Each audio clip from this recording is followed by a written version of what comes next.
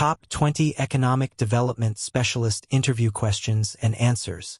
Landing a role as an economic development specialist means you'll be shaping communities, building infrastructure, and guiding growth strategies. But cracking the interview takes more than just economic theory. It's about how you apply your knowledge to real-world challenges. In this video, we'll dive into 20 of the most common and impactful interview questions you might face. Each one will come with a focused 100-word answer, tailored to help you leave a strong impression.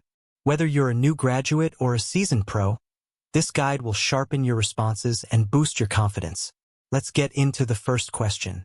1. What inspired you to pursue a career in economic development? Economic development blends economics with community impact, and that balance inspired my path. I've always been drawn to solving real-world problems, and this field lets me see tangible outcomes, like job creation, infrastructure improvements, and stronger local businesses. What excites me is the chance to turn policy into prosperity. During college, I interned at a city planning office, where I saw firsthand how thoughtful economic planning transforms lives. That experience made it clear, economic development is more than data, it's impact. I chose this career because I want to build sustainable communities that thrive long-term. 2. How do you stay informed about economic trends and policies? Staying informed is vital in this field. I subscribe to economic journals like The Economist and Brookings Institution reports to track global trends. I also follow federal agencies like the U.S. Bureau of Economic Analysis and local economic development councils. Webinars, conferences, and LinkedIn forums keep me connected to professionals and emerging strategies. Additionally, I use tools like Statista, census data, and local news to monitor relevant shifts. Staying current helps me align development plans with market realities. The field evolves quickly, so consistent learning ensures my recommendations are grounded in accurate, up-to-date insights. 3. What role does data play in economic development planning? Data drives every decision in economic development. Whether forecasting job growth, analyzing industry clusters, or targeting infrastructure investment, data ensures strategies are evidence-based. For example, demographic data reveals population trends, while labor statistics highlight workforce gaps. By mapping this information, we can prioritize high-impact projects and avoid inefficient spending. Data also strengthens grant applications and stakeholder buy-in, providing credibility. I believe in transforming raw data into visual tools like dashboards and GIS maps that guide decision-makers. Ultimately, data isn't just numbers. It's the foundation of smart, sustainable development that serves the community effectively. 4. Describe a time you facilitated public-private partnerships. At my previous role, I helped launch a downtown revitalization initiative involving both city leadership and local businesses. I organized stakeholder meetings, aligned city incentives with business interests, and developed a grant-matching model. My focus was creating mutual value, reviving underused buildings while expanding retail and tourism. By maintaining transparent communication and a shared vision, we secured over $1 million in investment. The project not only boosted local tax revenue but also strengthened trust between the public and private sectors. It taught me the power of collaboration when interests are aligned and communication is strong. 5. How do you prioritize projects with limited funding? With limited funding, I prioritize based on community impact, feasibility, and alignment with strategic goals. First, I assess the project's return on investment, jobs created, infrastructure improved, or revenue generated. I then examine timelines and resource requirements, weighing quick wins against long-term value. Community support also plays a role. I prefer projects with strong local backing. Finally, I consider whether external funding, like state or federal grants, can supplement costs. A transparent, criteria-based evaluation process helps ensure we invest in projects that deliver the greatest economic and social benefit. 6. What is your experience with grant writing and fund sourcing? I've written multiple successful grant proposals for infrastructure and workforce development. My process starts with identifying eligible programs and aligning them with local needs. I focus on telling a compelling story backed by solid data, economic need, project outcomes, and implementation plans. I've secured funding from agencies like the EDA and HUD. I also coordinate with finance and legal teams to ensure compliance. Additionally, I track deadlines, reporting requirements, and funding cycles. Beyond writing, I build partnerships that strengthen applications and increase approval chances. Strategic sourcing and narrative clarity have been key to my grant success. 7. How would you attract new businesses to a region? Attracting businesses requires highlighting a region's unique advantages. I begin by identifying target industries that match the local workforce, infrastructure, and logistics. I develop marketing materials showcasing those assets, tax incentives, skilled labor, available land, and quality of life. Site visits, customized proposals, and collaboration with chambers of commerce help build interest. I also analyze competitors and regional strengths to position the area effectively. Finally, I ensure follow-up support through permitting assistance, workforce development, and community integration programs. Success means businesses don't just arrive, they thrive and stay. 8. How do you measure the success of economic development programs? Success isn't just about numbers, it's about lasting impact. I track key performance indicators like job creation, business retention, income growth, and infrastructure improvements. I also monitor indirect outcomes, such as increased property values, community engagement, and enhanced public services.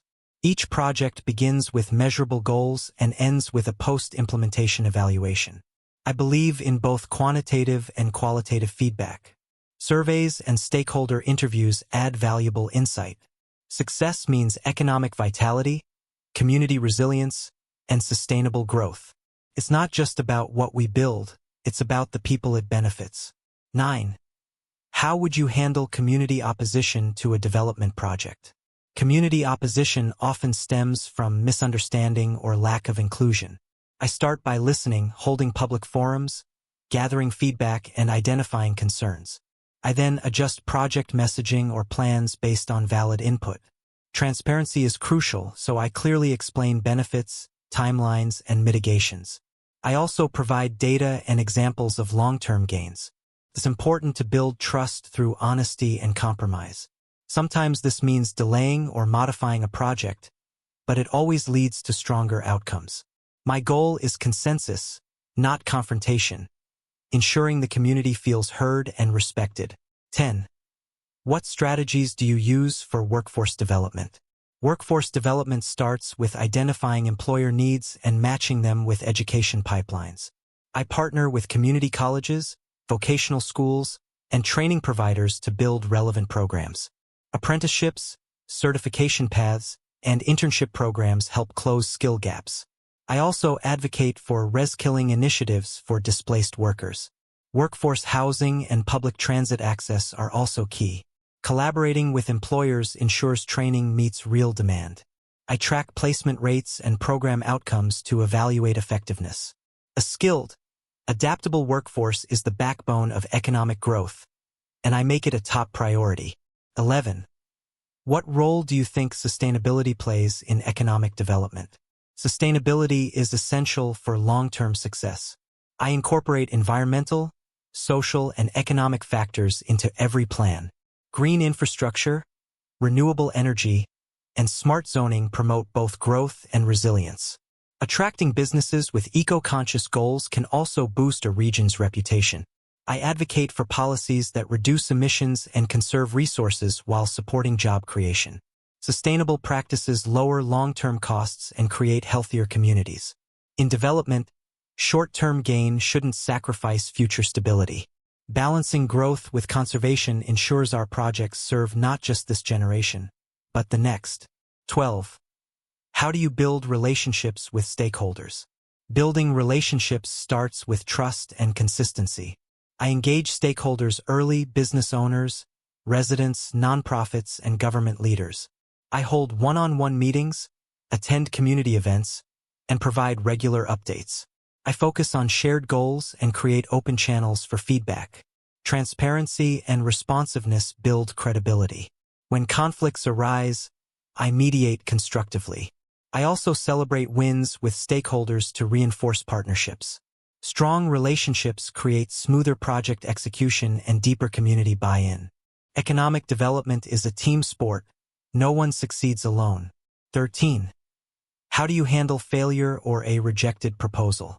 Failure is part of growth. When a proposal is rejected, I first seek feedback from the reviewing body to understand weaknesses. I reevaluate the plan. Maybe the data lacked clarity or the timeline seemed unrealistic. I use the rejection as a learning opportunity to improve. I also communicate with stakeholders to maintain their confidence and support. Often, a revised submission succeeds after refinement. Resilience and adaptability are crucial in this field. Failure doesn't end the mission, it just reshapes the route to success. 14. What tools or software do you use for economic analysis? I use GIS software for spatial analysis, revealing insights on land use, traffic patterns, and demographic trends. Excel and Power BI help create dashboards and visualize data.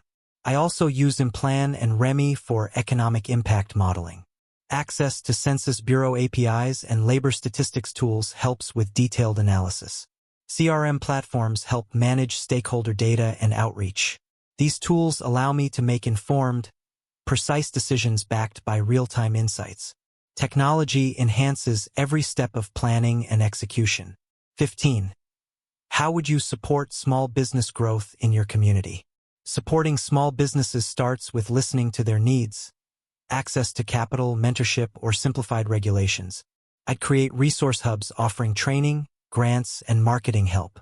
Collaborating with local banks, incubators, and chambers of commerce strengthens outreach. I also advocate for zoning that allows flexible use and supports startups.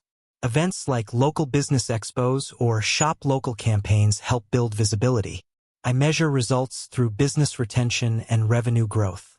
Small businesses are economic lifelines, and empowering them creates resilient local economies. 16. How do you align development goals with regional planning objectives? Alignment begins with understanding both local and regional master plans. I compare project goals against regional transportation, housing, and sustainability targets.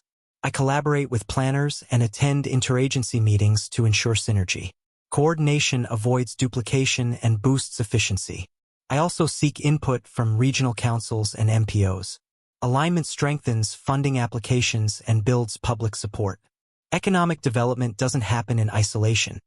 Integrated planning makes growth cohesive, efficient, and future-proof.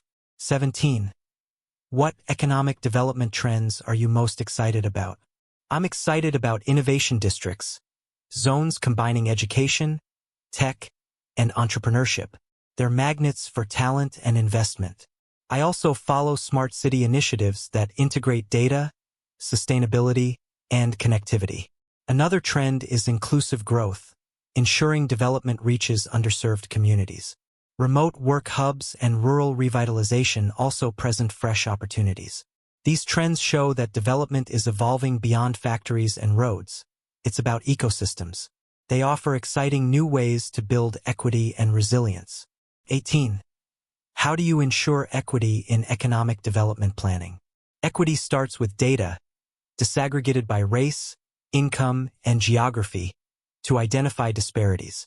I involve diverse voices in planning and outreach, ensuring underrepresented groups are heard. I advocate for projects that benefit low-income neighborhoods and support minority-owned businesses. Equity also means access, affordable housing, childcare, and transportation. Every development plan should ask, who benefits and who is left out? I push for measurable equity benchmarks in every initiative. True development lifts everyone, not just a few. 19. How do you communicate complex data to non-experts? I simplify without oversimplifying.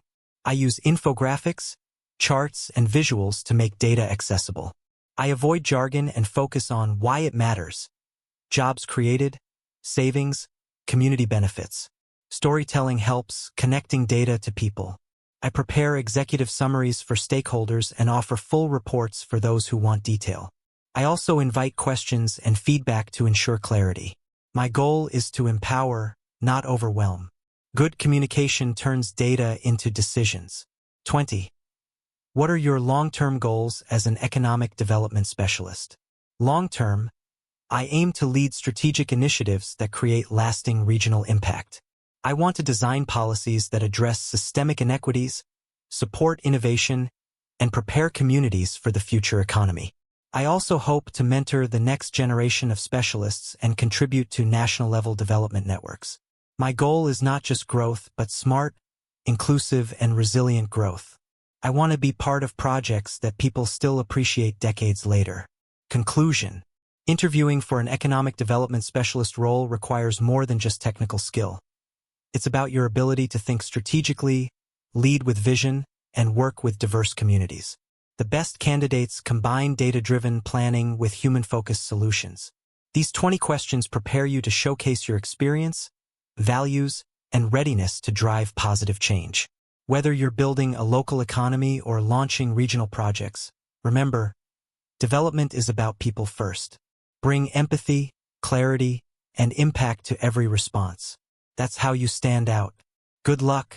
You're one step closer to shaping a better future.